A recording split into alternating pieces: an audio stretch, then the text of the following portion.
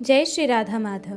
भक्त भक्ति भगवंत गुरु, चतुर नाम बपु एक। इनके पद वंदन किए, नासै बिघन अनेक। श्री श्री चैतन्य चरितावली भाग 16। सर्वप्रिय निमाई। जिसे देखकर लोगों के मन में किसी प्रकार का भय या डर नहीं होता और जो दूसरों से भी किसी प्रकार की शंका नहीं करता, उनके सामने निर्भीकता के साथ बर्ताव करता है। जिसके लिए प्रसन्नता और अप्रसन्नता दोनों ही समान है, वह संसारी मनुष्य कभी हो ही नहीं सकता। वह तो भगवान का अत्यंत ही प्रिय नित्य शुद्ध मुक्त स्वरूप है। न तो बाह्य सौंदर्य ही सौंदर्य है और न बाह्य पवित्रता ही असली पवित्रता है। जिसका हृदय शुद्ध है, उसमें तनिक भी विकार नहीं है, तो वह बदसूरत होने पर भी सुंदर प्रतीत होता है। लोग उसके आंतरिक सौंदर्य के कारण उस पर मुग्ध हो जाते हैं और उसके इशारे पर नाचने लगते हैं। भीतर की पवित्रता ही चेहरे पर झलकने लगती है, उस पवित्रता में मोहकता। इसी से लोग उसके वश में हो जाते हैं। यदि हृदय भी स्वच्छ शीशे की भांति निर्मल हो और देह की कांति भी कमनीय और मनोहर हो, तब तो उस देवतुल्य मनुष्य की मोहकता का कहना ही क्या है। फिर तो सोने में सुगंध ही है। ऐसा कौन सहृदय पुरुष होगा जो ऐसे पुरुष के गुणों का प्रशंसक नहीं बन जाता। यदि ऐसा पुरुष प्रसन्नचित्त और चुलबुले स्वभाव का भी हो, तब तो सभी लोग उससे आत्मीय की भांति स्नेह करने लगते हैं और उससे किसी भी मनुष्य को संकोच अथवा उद्वेग नहीं होता। बच्चे से लेकर बूढ़े तक उससे खिलवाड़ करने लगते हैं। निमाई पंडित में उपरयुक्त सभी गुण विद्यमान थे। उनका हृदय अत्यंत ही कोमल और बड़ा ही विशाल था। उसमें मनुष्य मात्र के ही लिए नहीं, प्राणी मात्र के प्रति प्रेम और ममता के भाव भरे हुए थे। उनका शरीर सुगठित, सुंदर और शोभायुक्त था। वे इतने अधिक सुंदर थे कि मनुष्य उनके सौंदर्य को ही देखकर मोहित हो जाते थे। चेहरे पर कभी सिकुड़न ही नहीं पड़ती थी। हर समय हंसते ही रहते और साथियों को भी अपनी विनोदपूर्ण बातों से सदा हंसाते रहते थे। स्वभाव में इतना चुलबुलापन था कि छोटे छोटे बच्चों के स्वभाव को भी मात कर देते थे। इन्हीं सब कारणों से नगर के सभी लोग इनसे आंतरिक स्नेह रखते थे। जो भी इन्हें देख लेता वही प्रसन्नता से खिल उठता। सभी जानते थे निमाई अब बालक नहीं है, वे नवद्वीप के एक नामी पंडित हैं। इन्होंने शास्त्रार्थ में दिग्विजयी पंडित को परास्त किया है। ये अपने लोकोत्तर प्रतिभा के कारण बंगाल के कोने कोने में प्रसिद्ध हो गए हैं। सैकड़ों छात्र इनके पास विद्या अध्ययन करने आते हैं। फिर भी वे उन्हें अपना एक साथी तथा प्रेमी ही समझते थे। उन लोगों को यह ख्याल कभी नहीं होता था कि ये बड़े आदमी हैं, इनके साथ सम्मान और शिष्टाचार का व्यवहार करना चाहिए। वे यदि शिष्टाचार या सम्मान करना भी चाहें तो निमाई पंडित उन्हें ऐसा करने का अवकाश ही कब देने वाले थे। ये उन सब से बिना बात ही छेड़खानी करते, बड़े बड़े लोगों से परिहास करने में नहीं चूकते थे। इनके सभी कार्य विचित्र होते और उनसे सभी को प्रसन्नता होती। ये नवद्वीप के प्रत्येक मोहल्ले में घूमते, कभी इस मोहल्ले से उस मोहल्ले में जा रहे हैं और उस मोहल्ले से इसमें। रास्ते में जो भी मिल जाता उसी से कुछ न कुछ छेड़खानी करते हैं। बड़े लोग कहते हैं, पंडित अब थोड़ी गंभीरता भी सीखनी चाहिए। हर समय लड़कपन ठीक नहीं होता। अब तुम एक गणमान्य पंडित हो गए हो। ये झूठा आश्चर्य सा प्रकट करते हुए कहते, हाँ सचमुच अब हमारी गणना पंडितों में होने लगी है। हमें तो पता भी नहीं। यदि ऐसी बात है तो हम कहीं जाकर किसी से गंभीरता जरूर सीखेंगे। कहने वाले बेचारे अपना समूह लेकर चले जाते। ये विद्यार्थियों के साथ हंसते खेलते फिर उसी भांति चले जाते। इनका नगर भ्रमण बड़ा ही मनोहर होता। देखने वाले इन्हें एकटक देखते के देखते ही रह जाते। तपाए हुए सुवर्ण के समान सुंदर शरीर था। उस पर एक हल्की सी बनियाइन रहती। चौड़ी काली किनारी की नीचे तक लटकती हुई सफ़ेद धोती के ऊपर एक हल्के से पीले रंग की चादर ओढ़े रहते।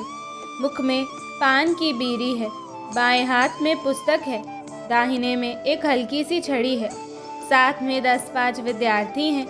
उनसे बातें करते हुए चले जा रहे हैं। बीच बीच में कभी इधर उधर भी देखते जाते हैं। किसी कपड़े वाले की दुकान को देखकर उस पर जा बैठते हैं। कपड़े वाला पूछता है, कहिए महाराज, क्या चाहिए? आप हंसते हुए कहते हैं, जो यजमान की इच्छा, जो दे दोगे वही ले लेंगे। दुकानदार हंसी समझता और चुप हो जाता। कोई कोई दुकानदार ज़बरदस्ती इनके सिर कपड़ा मंड देता। आप उससे कहते, लेने को तो हम लिए जाते हैं, किंतु पास में पैसा नहीं है। उधार किसी से न कभी चीज़ ली है न लेते हैं। दामों की आशा न रखना। दुकानदार हाथ जोड़कर श्रद्धा के साथ कहते, हमारा अहोभाग्य, आप पहनेंगे तो हमारा यह व्यवसाय भी सफल हो जाएगा। यह कपड़ा और लेते जाइए, इसके किसी गरीब छात्र के वस्त्र बनवा दीजिएगा। ये प्रसन्नतापूर्वक उन वस्त्रों को ले जाते। कोई कोई दुकानदार इनसे कटाक्ष भी करता। पैसा पास नहीं है, कपड़े खरीदने चले हैं। आप हंसते हुए कहते, पैसा ही पास होता तो फिर तुम्हारी ही दुकान कपड़ा खरीदने को रही थी, फिर तो जी चाहता वहीं से खरीद लाते। कभी किसी गरीब वस्त्र बनाने वाले के यहाँ जाते, उसका थान देखते, उससे दाम पूछते और कहते, दाम तो हमारे पास है नहीं, बोलो वैसे ही दोगे? वह श्रद्धा के साथ कहता, हाँ ले जाइए महाराज, आपका ही तो है। वे हंसते हुए चले आते। इनके नाना नीलांबर चक्रवर्ती के पास बहुत से अहीरों के घर थे। वे दूध बेचने का व्यवसाय करते। आप उनके घरों में चले जाते और जिस अहीर को भी पाते उसी से कहते, मामा आज दूध नहीं पिलाओगे क्या? वे इन्हें बड़े सत्कार से अपने घरों को ले जाते।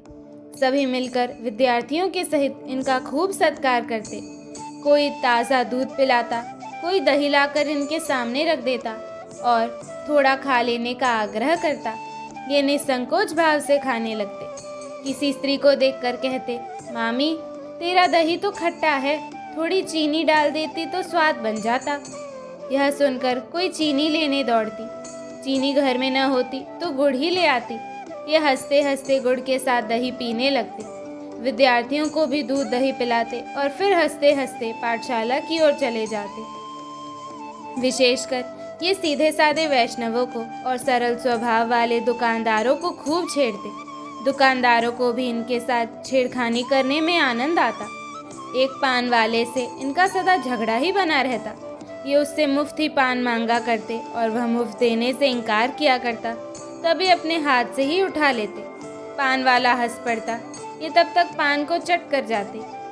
पान वाले को ऐसा करने में नित्य नया ही आनंद प्रतीत होता था, अतः यह झगड़ा प्रायः रोज ही हुआ करता। कभी तो दिन में 2-2, 3-3 बार हो जाता। पान वाला बड़ा ही सरल और कोमल प्रकृति का पुरुष था। वह इन्हें पुत्र की तरह मन ही मन चाहता था। वहीं श्रीधर नाम के एक भक्त दुकानदार थे। वे अत्यंत ही गरीब थे, किंतु थे परम वैष्णव। उनके पास रहने वाले उनके कारण बहुत ही परेशान रहते। वे रात भर खूब जोरों के साथ भगवान नाम का कीर्तन करते रहते। पड़ोसियों की रात में जब भी आंखें खुलती तभी इन्हें भगवान नाम का कीर्तन करते ही पाते। कोई कहता, भाई इस बूढ़े के कारण तो हम बड़े परेशान हैं, रात भर चिल्लाता रहता है, सोने ही नहीं देता। कोई कहता, भगवान जाने इसे नींद क्यों नहीं आती, दिन भर तो दुकानदारी करता है और रात भर चिल्लाता रहता है, यह सोता किस समय है। कोई कोई इनके पास जाकर कहते, बाबा भगवान बहिरा थोड़े ही है, जरा धीरे धीरे भजन किया करो। ये कहते, बेटा धीरे धीरे कैसे करूं, तुम सब लोग तो दिन रात काम में ही जुटे रहते हो, कभी भगवान का घड़ी भर को भी नाम नहीं लेते, इसलिए जिह्वा से नहीं ले सकते तो कान से तो सुनोगे ही, इसीलिए मैं जोर जोर से भगवान नाम का उच्चारण करता हूँ, जिससे तुम सबों के कानों में भगवान नाम पड़ जाए। इस प्रकार ये किसी की भी बात नहीं सुनते और हमेशा भगवान के मधुर नामों का उच्चारण करते रहते। ये केले के पत्ते और केले के भीतर कोमल कोमल कोपलों को बेचा करते। बंगाल में कोमल कोपलों का साग बनाया जाता है। निमाई इनसे रोज ही आकर छेड़खानी किया करते। इनके खोल को उठा लेते और कहते, पैसे के कितने खोल दोगे? वे कहते, 4 देंगे। तब आप कहते, अजी 8 दो। सब जगह 8-8 तो बिक ही रहे हैं। श्रीधर कहते, पंडित यह रोज रोज की छेड़खानी अच्छी नहीं होती, जहाँ 8 बिक रहे हों वहीं से जाकर ले आओ। हमने तो 4 ही बेचने हैं, 4 ही देंगे। तुम्हारी राजी पड़े ले जाओ, न राजी हो मत ले जाओ। झगड़ा करने से क्या फ़ायदा। आप कहते, हमें तो तुम्हारे ही खोल बहुत प्रिय लगते हैं, तुम ही से लेंगे और 8 ही लेंगे। श्रीधर कहते, देखो तुम अब सयाने हुए, ये बातें अच्छी नहीं होती। तुम्हें 8 दे देंगे तो फिर सभी 8 ही मांगेंगे। यदि ऐसी ही बात है तो हम तुम्हें बिना ही मूल्य खोल दिया करेंगे। निमाई हंसते हुए कहते, वाह, फिर कहना ही क्या है। नेकी और पूछ पूछ कर, मीठा और भर कठौता, बस यही तो हमें चाहिए। फिर कहते, हमारी पूजा नहीं करते, माला हमें भी दिया करो। श्रीधर कहते, माला तो मैं देवता के लिए लाता हूँ, गंगा जी के लिए पुष्प लाता हूँ, तुम्हें पुष्प माला कैसे दूँ। आप कहते, सबसे बड़े देवता तो हम ही हैं, हमसे बढ़कर देवता और कौन हो सकता है। गंगा जी तो हमारे चरणों का धोवन है। यह सुनकर श्रीधर कानों पर हाथ रख लेते और दांतों से जीभ काटते हुए कहते, हाय पंडित, पढ़े लिखे होकर ऐसी बातें कहते हो। ऐसी बात के कहने से पाप होता है। तुम ब्राह्मण के कुमार होकर ऐसी पाप की बातें अपने मुंह से निकालते हो। कालांतर में यही श्रीधर महाप्रभु गौरांग के अनन्य भक्त हुए और इन्होंने अंत में उन्हें ईश्वर करके माना और अपने इन वाक्यों के लिए बहुत ही पश्चाताप प्रकट किया। प्रभु इनसे अत्यंत ही स्नेह रखते थे। गौर भक्तों में श्रीधर का खोल बहुत ही प्रसिद्ध था। गौर को श्रीधर के खोल के बिना सभी व्यंजन रुचिकर ही नहीं होते थे। एक दिन ये घर की ओर जा रहे थे। रास्ते में पंडित श्रीवास जी मिले। श्रीवास पंडित अद्वैताचार्य के साथी और स्नेही थे। पंडित जगन्नाथ मिश्र के ये अभिन्न मित्र थे। इनकी पत्नी मालती देवी और ये निमाई को सगे पुत्र की भांति प्यार करते थे।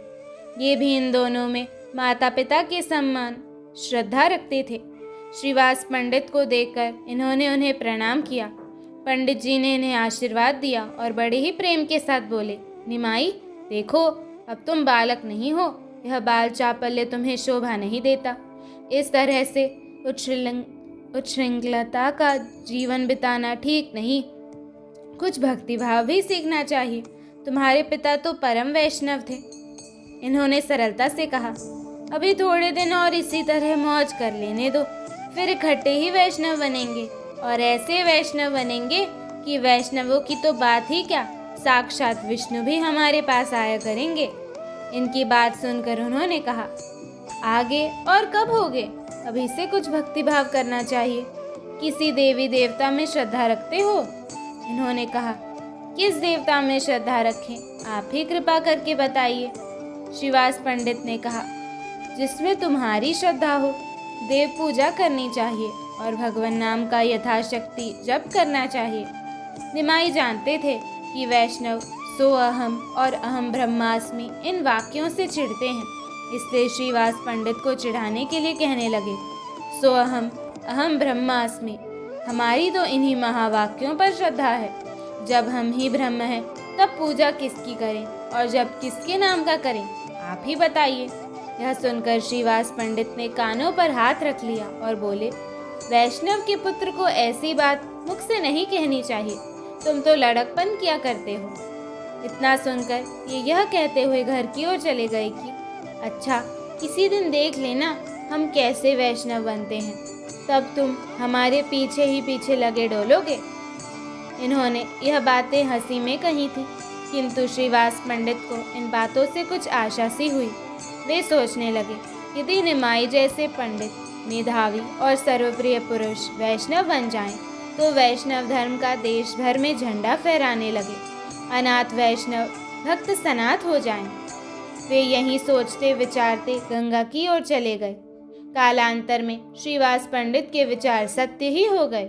वैष्णव धर्म की विजय दुंदुभी से संपूर्ण देश गूंजने लग गया और भक्ति भागीरथी की ऐसी भारी बाढ़ आई जिसके कारण सभी विषमता दूर होकर चारों ओर समता का साम्राज्य स्थापित हो गया। श्री विष्णु प्रिया परिणय।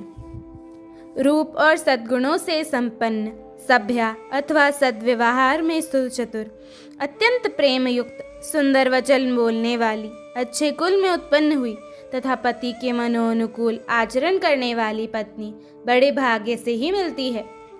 बहू के बिना घर सूना ही सूना लगता है। इसका अनुभव वही माता कर सकती है जिसके घर में एक ही पुत्र हो और उसकी सर्वगुण संपन्ना पुत्रवधू परलोकगामिनी हो चुकी हो। उसे चारों ओर से अपना ही घर उजड़ा हुआ सा दिखाई पड़ता है। घर की लिपी पुती स्वच्छ दीवारें उसे काटने को दौड़ती हैं।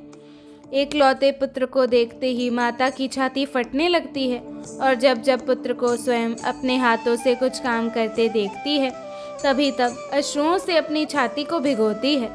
पुत्रवधू से रहित युवक पुत्र को देखकर माता को महान कष्ट होता है।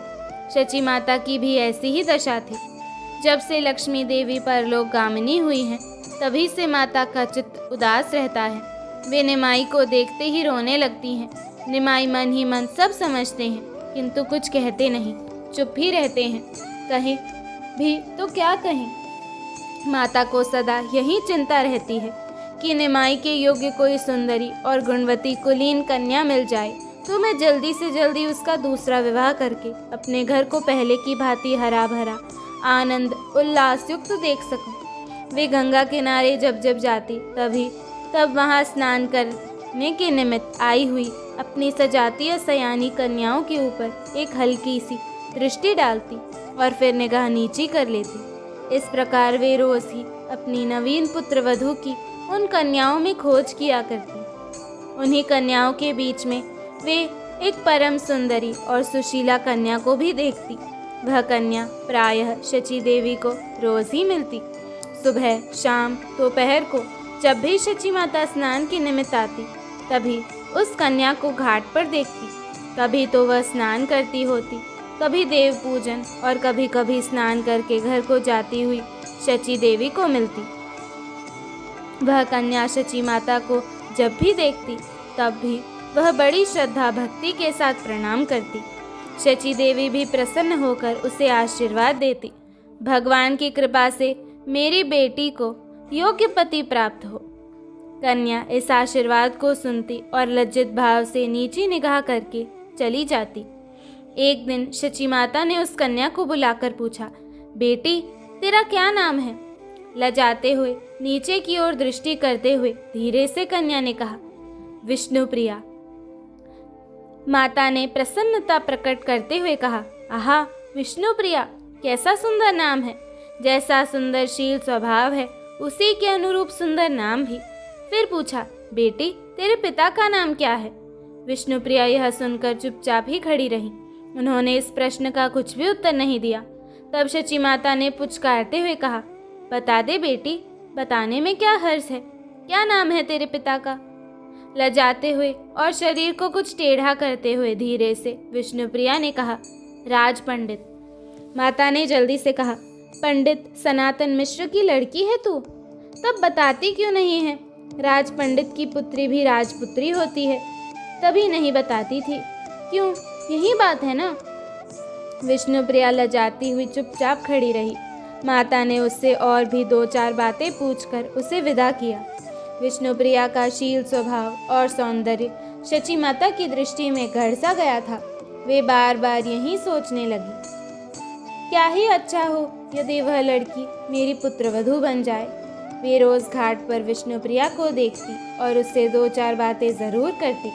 विष्णुप्रिया का अद्भुत रूप लावण्य, उनकी अत्यंत कोमल प्रकृति, प्रशंसनीयशील स्वभाव और अनुपम विष्णु भक्ति की वे मन ही मन बार बार सराहना करती। इसलिए वे उनके प्रति अधिकाधिक प्रेम प्रदर्शित करने लगी। विष्णुप्रिया के मन में भी इनके प्रति भक्ति बढ़ने लगी। शची माता बार बार सोचती, क्या हर्ज है, एक बार सनातन मिश्र से पूछवाऊं तो सही। बहुत करेंगे, वे अस्वीकार ही कर लेंगे। फिर सोचती, वे राज पंडित हैं, धनाढ्य हैं, सब जगह उनकी भारी प्रतिष्ठा है।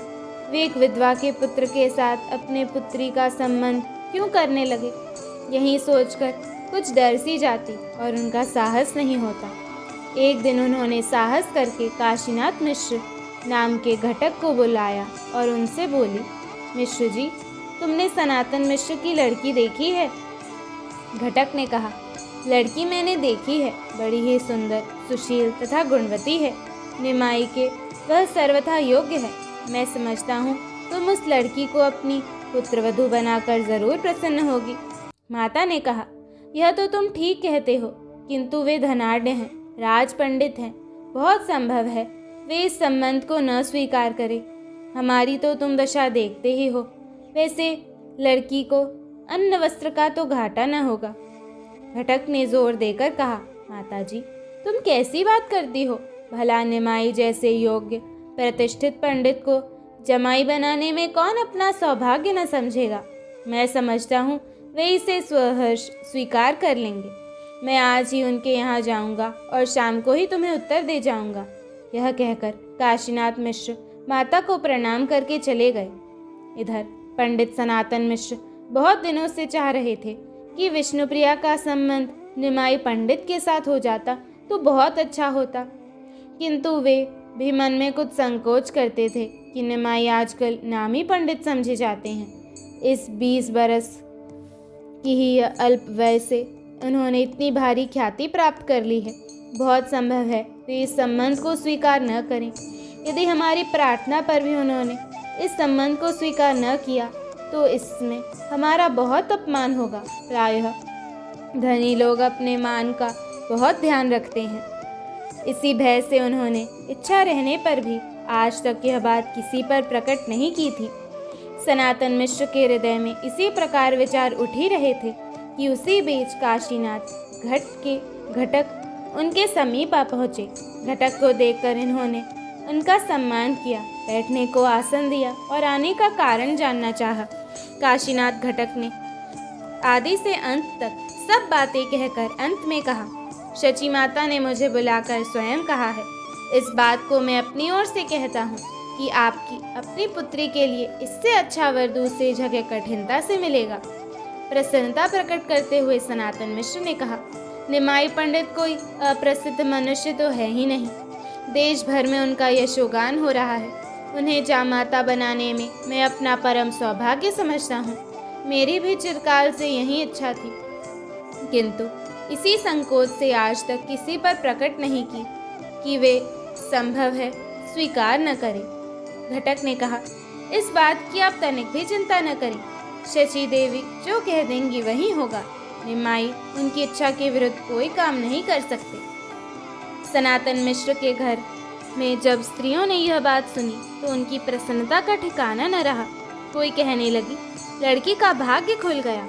कोई विष्णुप्रिया के ही सामने कहने लगी, इतने दिन का इसका गंगा स्नान और विष्णु पूजा आज सफल हुई। साक्षात विष्णु के ही समान इससे वर मिल गया। ये सब बातें सुनकर विष्णुप्रिया लजाती हुई उठकर दूसरी ओर चली गई। स्त्रियां और भी भांति भांति की बातें करने लगी। राज पंडित सनातन मिश्र की स्वीकृति लेकर घटक महाशय सीधे शची माता के समीप पहुंचे और उन्हें यह शुभ संवाद सुना दिया। सुनकर शची माता को बड़ी प्रसन्नता हुई और उसी समय विवाह की तिथि आदि भी निश्चय करा दी। सनातन मिश्र के यहाँ तिथि आदि को सभी बातें पक्की करके काशीनाथ घटक आ ही रहे थे कि रास्ते में अकस्मात उनकी निमाई पंडित से भेंट हो गई। निमाई ने उन्हें आलिंगन करते हुए कहा, किधर से आ रहे हैं? आप तो सदा घटाया ही करते हैं, कहिए किसे घटा कर आए हैं? हंसते हुए घटक ने कहा, घटाकर तो नहीं आए, बढ़ाने की ही फिक्र है। तुम्हें 1 से 2 करना चाहते हैं, बताओ क्या सलाह है?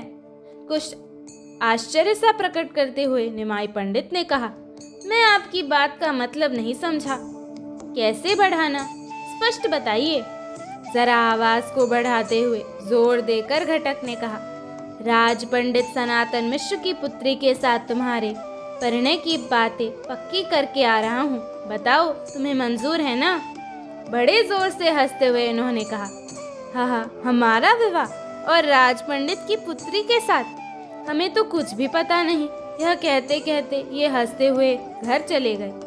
घटक को इनकी सूखी हंसी में कुछ संदेह हुआ। सनातन मिश्र के यहाँ भी खबर पहुँच गई। सुनते ही घर भर में सुस्ती छा गई। सनातन मिश्र ने कहा, जिस बात की शंका थी वही हुई। मैं पहले ही जानता था निमाई स्वतंत्र प्रकृति के पुरुष हैं। वे भला इस प्रकार संबंध को कब मंजूर करने वाले थे? हुआ तो कुछ भी नहीं, उल्टी मेरी सब लोगों में हंसी हुई। सबको पता चल गया है कि लड़की का विवाह निमाई पंडित के साथ होगा। यदि न हो सका तो मेरे लिए बड़ी लज्जा की बात है। यह सोचकर उन्होंने उसी समय काशीनाथ घटक को बुलाया और अपनी चिंता का कारण बताकर शीघ्र ही शची माता से इसके संबंध में निश्चित उत्तर ले आने की प्रार्थना की।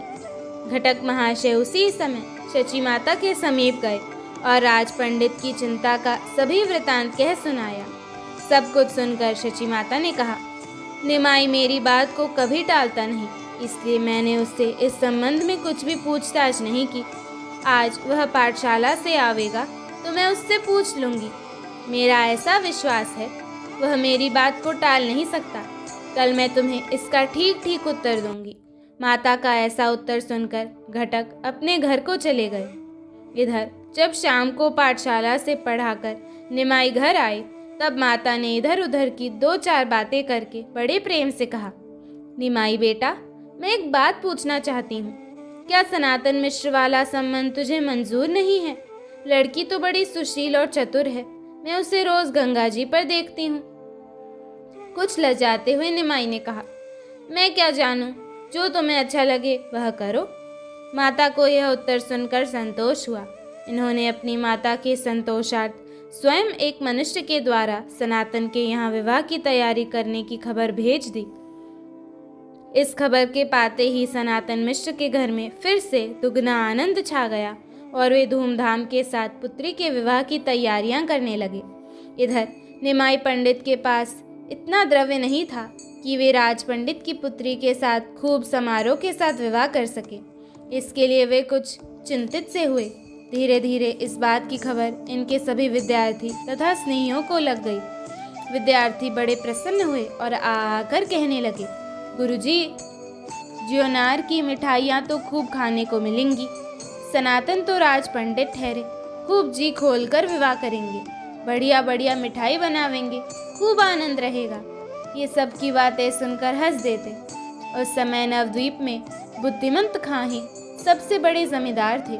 वे उस समय के एक प्रकार से नवद्वीप के राजा ही समझे जाते। निमाई पंडित से वे बहुत स्नेह करते थे। इनके विवाह की बात सुनकर वे इनके पास पाठशाला में आए। जिनके चंडी मंडप में ये पढ़ाते थे वे मुकुंद संजय भी वहीं बैठे थे। उन्होंने इनका आगत स्वागत किया। बुद्धिमंत खां ने कहा, पंडित जी, सुना है आप दूसरा विवाह कर रहे हैं, यह बात कहाँ तक सच है? सुना है अब के राज पंडित की पुत्री पसंद की है। कुछ लजाते हुए उन्होंने कहा, आप जो भी सुनेंगे सब सत्य ही होगा। भला आपके सामने झूठ बात कहने की किसकी हिम्मत हो सकती है? इस उत्तर से प्रसन्न होकर बुद्धिमंत खां ने कहा, तब तो खूब मिठाई खाने को मिलेगी। हाँ, एक प्रार्थना मेरी है, इस विवाह का संपूर्ण खर्च मेरे जिम्मे रहे। बीच में ही मुकुंद संजय बोल उठे, वाह साहब, सब आपका ही रहा, हम वैसे ही रहे, कुछ हमें भी तो अवसर दीजिए। अकेले ही अकेले आनंद उठा लेना ठीक नहीं। हंसते हुए बुद्धिमंत खां ने जवाब दिया, आप भी अपनी इच्छा पूर्ण कर लें। कुछ भिखमंगे ब्राह्मण का विवाह थोड़े ही है, राज पंडित की पुत्री के साथ शादी है। राजकुमार की ही भांति खूब ठाट बाट से विवाह करेंगे। आप जितना भी चाहें खर्च कर लें। इस प्रकार विवाह के संपूर्ण खर्च का भार तो इन दोनों धनिकों ने अपने ऊपर ले लिया। अब निमाई इस बात से तो निश्चिंत हो गए, फिर भी उन्हें बहुत सा काम स्वयं ही करना था। उसके लिए वे विद्यार्थियों की सहायता से स्वयं ही सब काम करने लगे। सभी बड़े बड़े पंडितों को निमंत्रित किया गया। विद्वान मंडली में ऐसा एक भी पंडित नहीं बचने पाया जिसके पास निमंत्रण न पहुंचा हो। इधर पूर्वोक्त दोनों धनाढ़ियों ने विवाह के लिए गाने नाचने का, आतिशबाजी फुलवारी का, अच्छे अच्छे बाजों का तथा और भी सजावट के बहुत से सामानों का भली भांति प्रबंध किया। नियत तिथि के दिन अपने स्नेही बहुत से पंडित, विद्यार्थियों तथा अन्य गणमान्य सज्जनों के साथ बारात सजाकर निमाई पंडित विवाह के लिए गए। वे आगे आगे पालकी में जा रहे थे। दोनों ओर चमर ढुर रहे थे। सबसे आगे भांति भांति के बाजे बज रहे थे। इस प्रकार खूब समारोह के साथ वे सनातन मिश्र के द्वार पर जा पहुंचे। मिश्र जी ने सब लोगों का यथोचित खूब सम्मान किया। सभी के ठहरने, खाने पीने और मनोरंजन का उन्होंने बहुत ही उत्तम प्रबंध कर रखा था। उनके स्वागत सत्कार से सभी लोग अत्यंत ही प्रसन्न हुए। गोधूली के शुभ लग्न में निमाई पंडित ने विष्णुप्रिया का पाणी ग्रहण किया। ब्राह्मणों ने स्वस्त्ययन पढ़ा, वेदज्ञों ने हवन कराया। इस प्रकार विवाह के सभी लौकिक तथा वैदिक कृत्य बड़े ही उत्तमता के साथ समाप्त हुए। विष्णुप्रिया ने पतिदेव के चरणों में आत्मसमर्पण किया और निमाई ने उन्हें वामांग करके स्वीकार किया। सनातन मिश्र ने बहुत साधन तथा बहुमूल्य वस्त्राभूषण निमाई के लिए भेंट में दिए। इन सब कार्यों के हो जाने पर विवाह के सब कार्य समाप्त किए गए। दूसरे दिन सनातन मिश्र ने सभी विद्वान पंडितों की सभा की, उनकी योग्यता अनुसार यथोचित पूजा की और द्रव्यादि देकर खूब सत्कार किया। तीसरे दिन विष्णुप्रिया के साथ दोला पालकी में चढ़कर निमाई अपने घर आए। चिरकाल से जिसे अपने पुत्र वधू बनाने के लिए माता उत्सुक थी, आज उसे ही पुत्र के साथ अपने घर में आई देखकर माता की प्रसन्नता का ठिकाना नहीं रहा। वे उस युगल जोड़ी को देखकर मन ही मन अत्यंत प्रसन्न हो रही थी। घर में घुसते समय चौखट में उंगली पिच जाने के कारण विष्णुप्रिया के कुछ खून निकल आया था। इसे अपशकुन समझकर उनका चित्त पहले तो कुछ दुखी हुआ था, किंतु थोड़े दिनों में वे इस बात को भूल गई थी। जब निमाई संन्यास लेकर चले गए तब उन्हें यह घटना याद आई थी और वह उसे स्मरण करके दुखी हुई थी। इस प्रकार विष्णुप्रिया को पाकर निमाई अत्यंत ही प्रसन्न हुई और विष्णुप्रिया भी अपने सर्वगुण संपन्न पति को पाकर परम आह्लादित हुई। जय श्री राधे।